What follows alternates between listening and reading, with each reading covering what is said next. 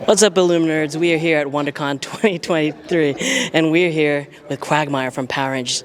My parents are going to hate you because I had a audio tape of Island of Illusion, and it would play every time we would drive, and they're like, I'm tired of listening to this episode. What was it like playing, Quagmire in that, pivotal two-part episode almost 30 years ago?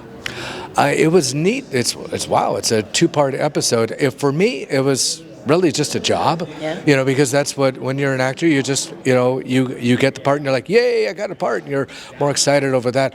It was the Power Rangers, and it was one of those things of my son was young enough to not know if we should, as parents, let him watch that because of the parental discord of Power Rangers. Yeah. And then, in other words, I was a Warner Brothers kid with cartoons, and it's like, come on.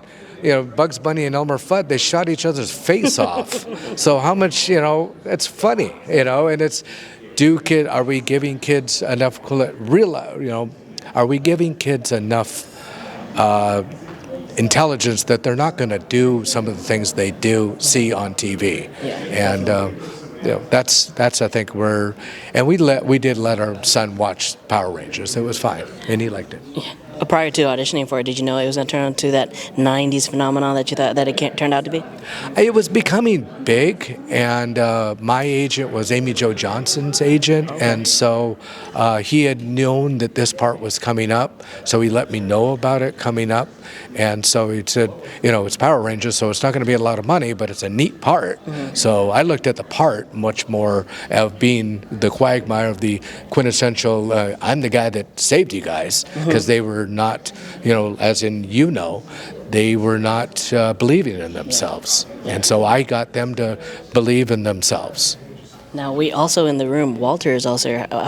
Have you guys kept in touch since the episode, or is this the first time you guys saw each other? This is probably the first time I've seen him in probably a good 30 years. It's just one of those things.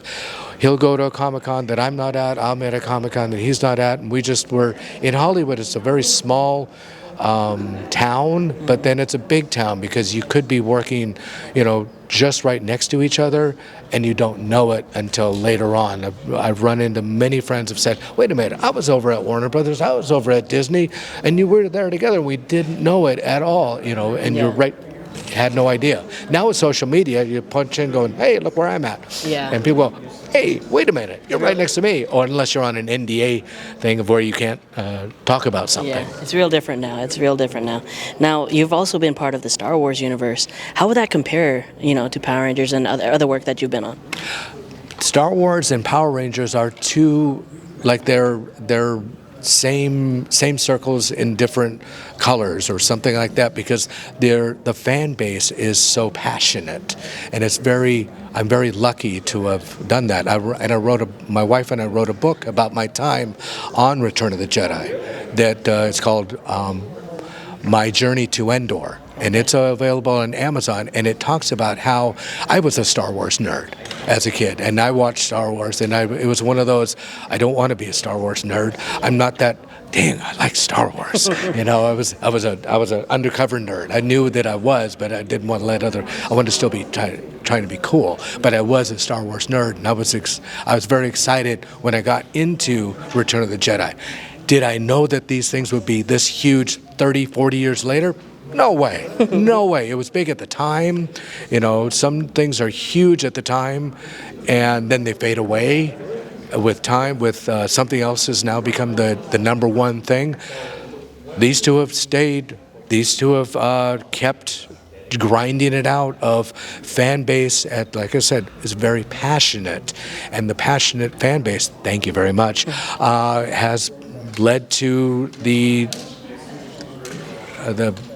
ongoing sagas that are happening today. The constant, people want more of both franchises. Nice. Last question for you is, you've been doing these conventions for a while and you've met a lot of fans. What was like a moment that really stuck with you and kind of like really changed your day, either, mostly in a positive way? Every convention is different. It's a different flavor all the time. Some of the most touching ones are the adult now comes home or comes up to my table and says, "You saved my life." And it's like, I'm doing a job, I'm an actor, I'm just somebody on TV. What do you mean I saved your life? He says, I was being bullied at school. I was being picked on. I was doing all this stuff. My parents were were not treating me well. But every day I could go in and put the videotape and you were on TV. And I could say that, touching to me right now, just thinking about it, you were there, and I could count on you every single day until the tape broke, and then I'd have to go.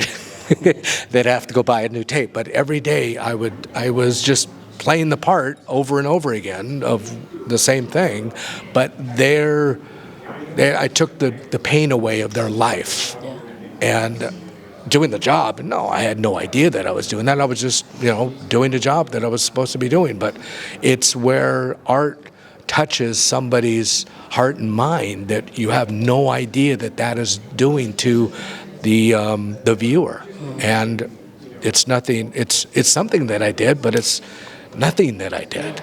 Especially it's for you. It was like, for at least your role in Power Rangers, it was a role for you. But I've listened to that tape so many times, and it's nostalgia bomb for sure. So thank you so much for your time. Well, thank you. I had no idea, but like I said, it's the words are there and you say it, but 30 years later to actually still be having like your reaction to my character, blessed be. That's all. But thank you. Thank you. All right.